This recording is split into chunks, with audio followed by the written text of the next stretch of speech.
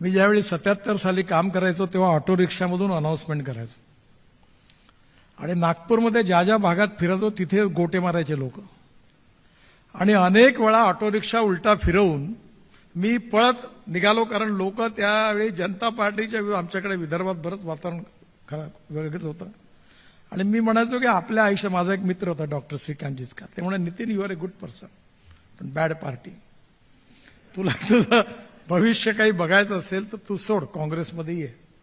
मी म्हणलं विहिरीत कुदीन पण काँग्रेसमध्ये नाही येणार. तो म्हणाला का? म्हटलं माझ्या कन्व्हिक्शनशी मी कॉम्प्रोमाइज नाही करणार, जे काय होईल ते होईल. आणि त्यामुळे आज आपल्याकडे हळूहळू काय झालं की कन्व्हिक्शन ओरिएंटेड पर्सनॅलिटीज बिझनेसमध्ये, समाजामध्ये आणि राजकारणामध्ये सगळ्याच ठिकाणी थोडंसं इरोजन आहे. आणि त्यामुळे ज्या इरोजनमध्ये जे नाही आहेत आणि जे प्रवाहाची चिंता न करता उभे आहेत आणि बिझनेसमध्ये पण आपल्या इथिक्सनी बिझनेस करतात आहेत, त्यापैकी अभयजी एक आहेत.